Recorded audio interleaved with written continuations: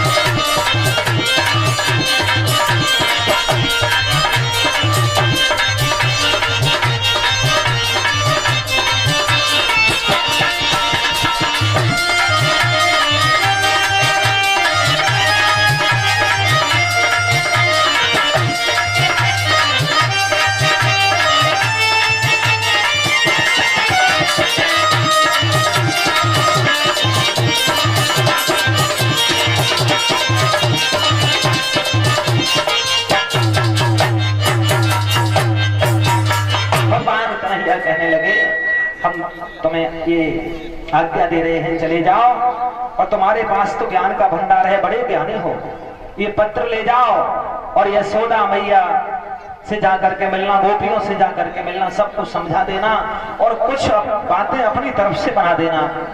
तुम्हारे पास तो वैसे की बहुत ज्ञान है।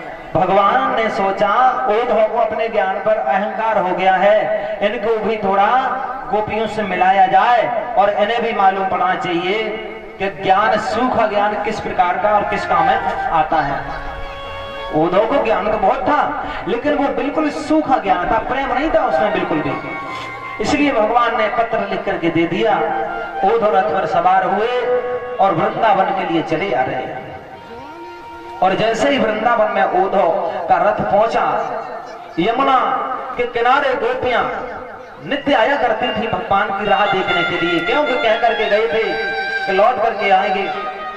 तो गोपियां यही कहती हैं कन्हैया इधर से गए हैं और इधर से ही लौट करके आएंगे, वहीं पहुंच जाया करती हैं। और दूर से रथ दिखाई दिया, उद्धव का, तो गोपियां कहने लगी हमें मालूम पड़ता है आज हमारे कन्हैया वापस आ रहे हैं।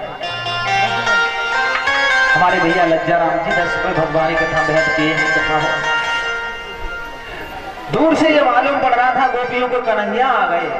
दौड़ करके गोपियां आज उद्धव के रथ के पास पहुंची और जैसे ही देखा कि ये कन्हैया नहीं उद्धव है, फिर वैसी की वैसी रह गई। कहने लगी आइए उद्धव कहां से आ रहे हैं?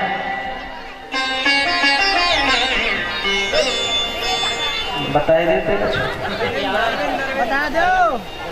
अरविंद भैया है।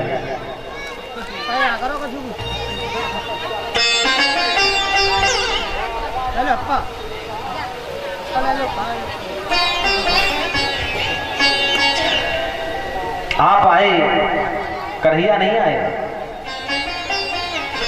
वो तो कहने लगे हमें समय नहीं है आने का। वो मथुरा कार्य में इतने व्यस्त रहते हैं।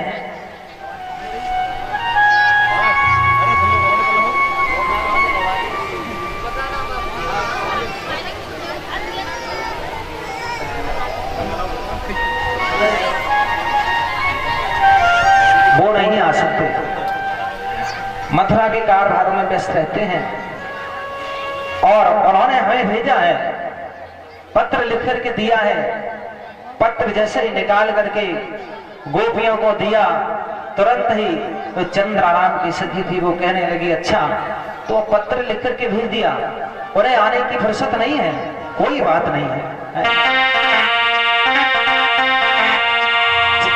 चंद्राराम की सखी कहने लगी उद्धव ये पत्र दिखा करके भगवान हमें बहलाना चाहते हैं, तो चंद्रा बोली धीर के लिए कागज कुछ काम न करते हैं।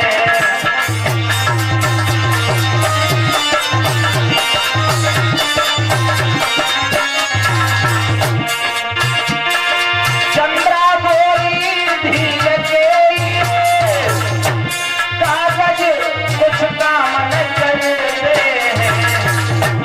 जीवन के सूखे पड़े हुए पत्तों से कुआन भरते हैं।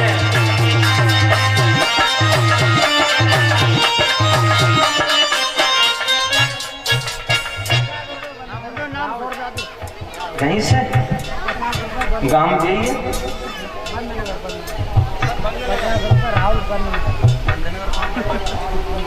अच्छा बंदनगर से हमारे भैया आए, राहुल भैया 50 रुपए भगवान की कथा बैठ कर रहे हैं।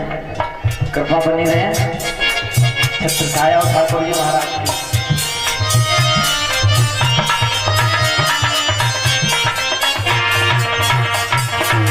कह रही है चंद्रा उद्धव जिनको मोहन से मिलकर भी मन चाहते नहीं आएगा, ना कुछ कागज़ का टुकड़ा जाती बनाएगा।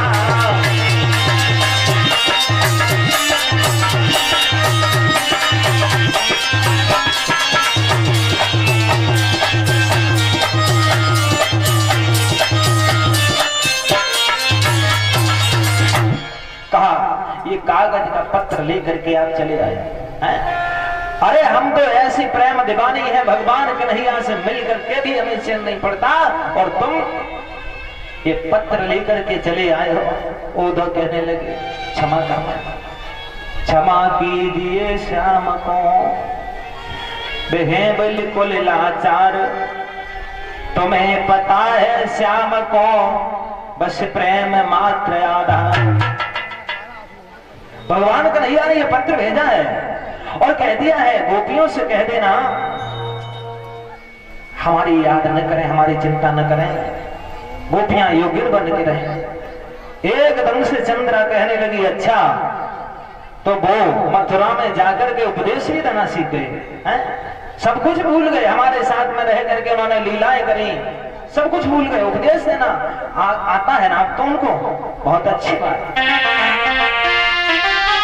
कि क्या भूल गए पिछली बातें और क्या चोरी करना छोड़ दिया, क्या परम त्यागिनी भोली सी राधा से नाता तोड़ दिया।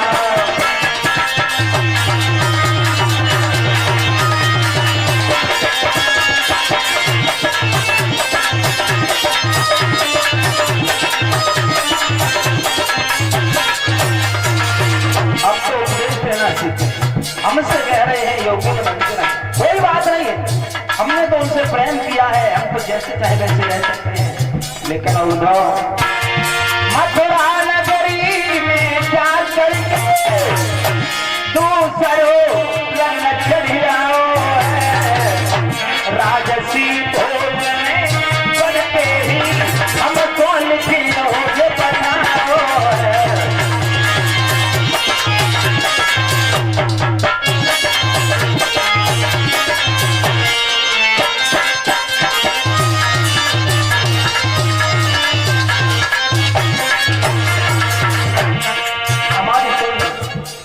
हमारी फिक्र ना करें वो, लेकिन उद्धव एक बात जा करके कह देना निर्मल से, कहे भी दो जाए निर्मोही से, हम दुखी नची ममता में धरे, बेराज करें हम प्यार करें, बेभोग करें हम योग करें।